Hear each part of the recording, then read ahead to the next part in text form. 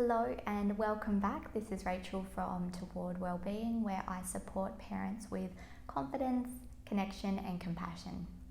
So today I wanted to talk a little bit about sensory self-care and sensory regulation. So I use scent a lot in my practice, and this particular post is kicked off because I was gifted some beautiful fragrances from Melissa Allen Mood Essentials, and I was very excited to receive them because I love scent, not just as a nice scent to wear, but I also enjoy using scent in my professional practice.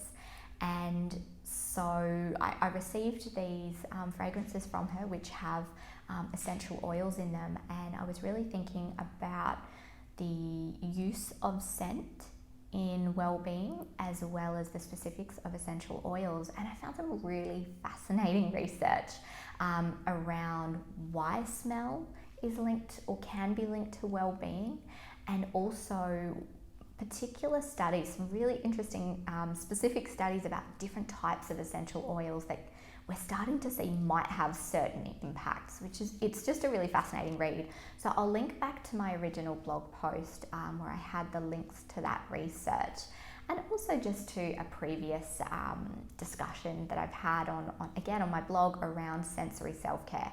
I use scent and the senses a lot in my practice.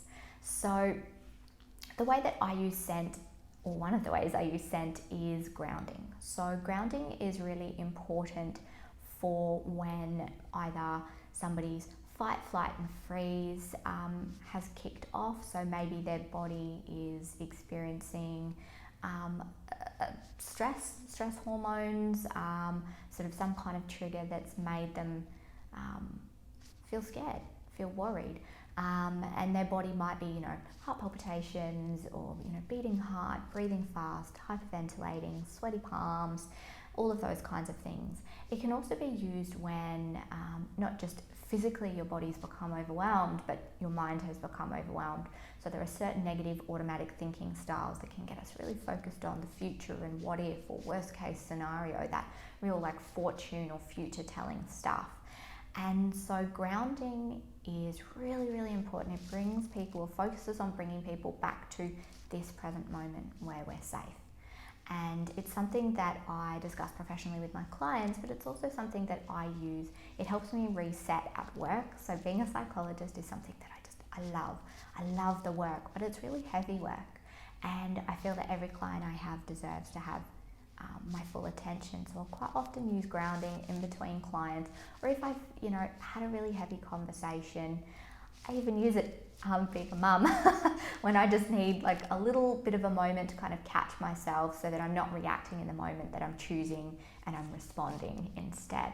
So it's really simple the way that I use it, and I have been using these fragrances from Melissa Allen and the Mood Essentials range recently because I was gifted some, and I love the smell. I've been particularly drawn to, I have Calm, which is this one here.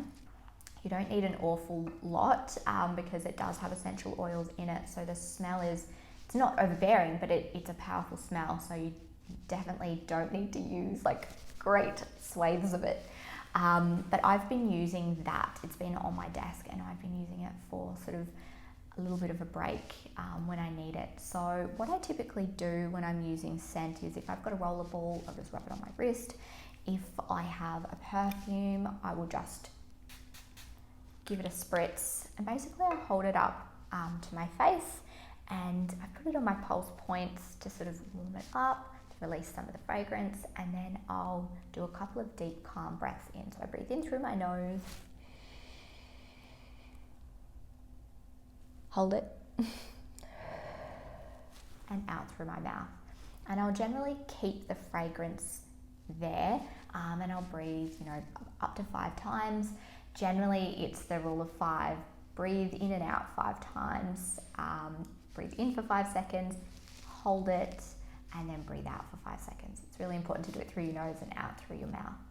And what I do when I'm breathing is I focus on the sensation of the breath in. So what does it feel like as it's traveling through my nose, through the back of my throat, into my lungs?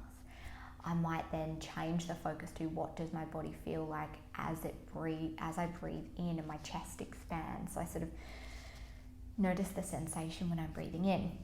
And then I also focus on the scent itself.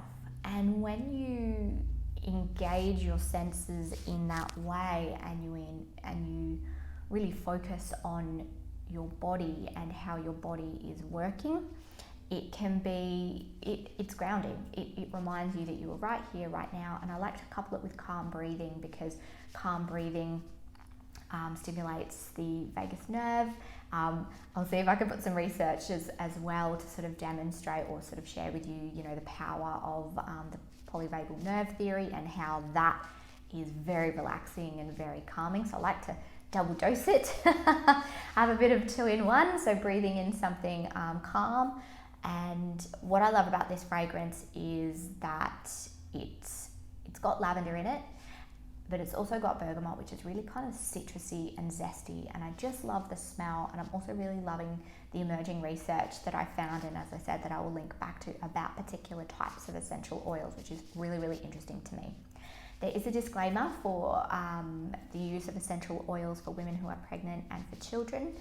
So you can go on, as I said, onto my blog, take a bit of a look at those disclaimers that come directly from Melissa Allen and her site and her information as well.